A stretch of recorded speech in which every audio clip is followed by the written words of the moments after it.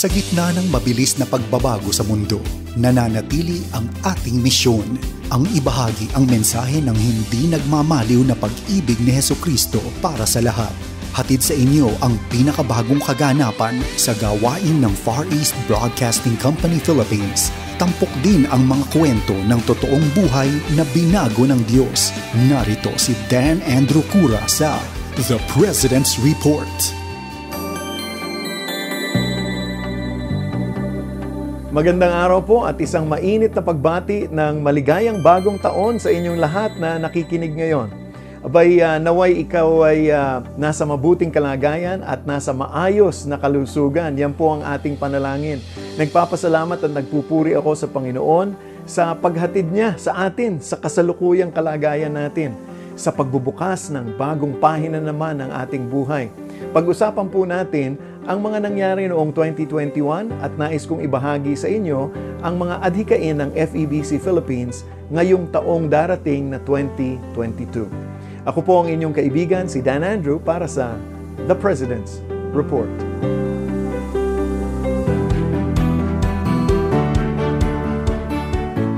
Una po sa lahat ay ako po ay nagpapaabot ng pagmamahal sa lahat po ng naapektuhan ng Super Typhoon Odette o Rai kung tawagin sa international area.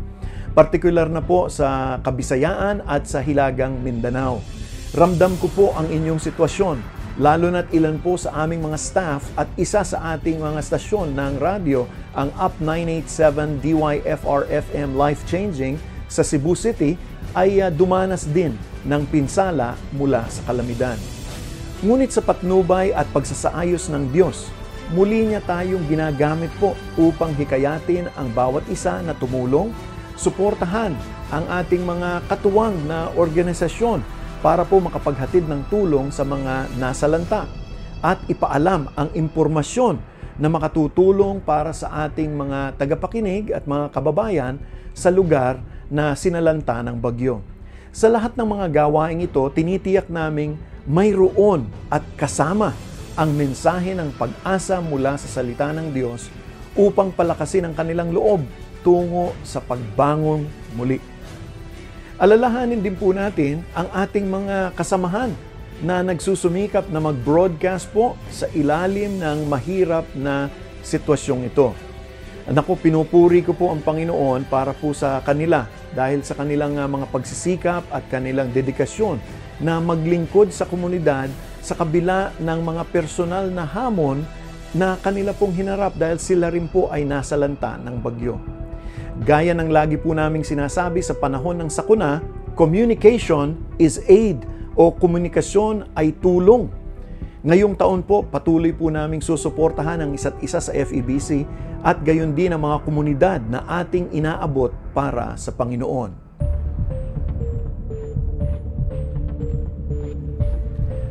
Noong nakaraang taon bilang paghahanda sa pambansang halalan, ginampanan ng FEBC ang tungkulin nito bilang isang plataporma na nagdadala ng mga talakayan tungkol sa pamamahala at tayo'y nagtataguyod ng malinis at maayos na halalan. Kaya nga ngayong 2022, sisikapin ng FEBC na tumayo sa puwang para sa ating bansa. At inaasahan kong mananatili kayong kasama namin upang ipanalangin ang ating bansang Pilipinas, labanan at itama ang mga maling impormasyon at gamitin ang inyong karapatang bumoto sa May 2022 national elections. Tandaan natin na bilang mga Kristiyano, tayo ay tinawag para sa isang gampanin. Kunin natin ang payong ito mula sa 2 Pedro, Kabanatang 1, talatang 5 hanggang 8. Dahil dito, sikapin ninyong idagdag sa inyong pananampalataya ang kabutihan, sa inyong kabutihan ang kaalaman, sa inyong kaalaman ang pagpipigil sa sarili, sa inyong pagpipigil sa sarili ang katatagan, sa inyong katatagan ang pagiging makadiyos, at sa inyong pagiging makadiyos ang pagmamalasakit sa kapatid, at sa inyong pagmamalasakit ang pag-ibig. Ang mga katangiang yan ay kailangan ninyong taglayin at pagyamanin upang ang inyong pagkakilala sa Panginoong Hesus ay huwag mawalan ng kabuluhan at kapakinabangan.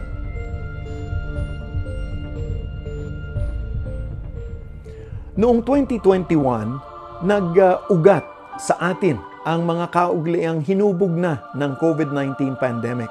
Bagamat marami pa rin sa atin ay nahihirapang umangkop sa mabilis na mga pagbabago sa panahong ito. Nakikita na natin kung ano ang mga umuusbong na binhi sa ating mga pagsisikap upang labanan ang COVID-19. Sa kabila ng kawalan ng katiyakan at pagkakawatak-watak dahil sa mga magkakasalungat na pananaw, sinisikap natin sa FEBC na manatiling matatag sa Panginoon, labanan ang takot ng may pananampalataya at armasan ang ating sarili ng karunungan at lakas ng loob upang malampasan po natin ang mga hamon at maging mas matatag kaysa sa nung tayo po ay nagsisimula pa lamang dito sa labang ito. Sa ating pagtatapos ngayon sa mensaheng ito, kung mayroong isang bagay na madadala nating lahat sa bagong taon, ay naway ito na galing sa Efeso Kabanatang 3, 20-21.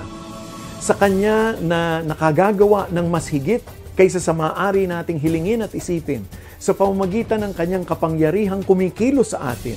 Sa Kanya nawa ang kaluwalhatian sa pamamagitan ng Iglesia at ni Kristo Jesus sa lahat ng salinlahi magpakailanpaman. Amen. Buong puso nating ihayag na mayroon tayong Diyos na kayang gumawa ng higit sa lahat ng maaari nating hilingin at isipin. At Siya ay gumagawa sa atin sa pamamagitan natin at para sa ikabubuti ng Kanyang mga minamahal. Walang alinlangan po na naroroon Siya, ang ating Panginoon, sa nakalipas na taong 2021 at kasama natin Siya sa buong taong ito, 2022. Sa ngalan po ng pamunuan at ng kawani ng FEBC Philippines, binabati ko po kayo ng maligayang bagong taon na puspos ng pag-asa at salubungin po natin ang 2022 ng may buong pagtitiwala sa Diyos at umaasa akong kasama ka namin habang kami ay nagpapatuloy sa paglilingkod sa Panginoon sa pamamagitan ng radyo at sa lahat po ng taong gusto niyang abutin. Sa Diyos lamang po ang papuri. Maraming salamat po sa inyong lahat. Ako po ang inyong kaibigan, si Dan Andrew. Mag-ingat po kayo. Inyong napakinggan ang The President's Report. Para sa karagdagang impormasyon ukol sa Far East Broadcasting Company Philippines o maging kaagapay sa panalangin at iba pang mga paraan, bisitahin ang FEBC website, febc.ph at hanapin ang FEBC Radio sa Facebook. Maraming salamat sa iyong pag-agapay at pagpalain ka ng Panginoon.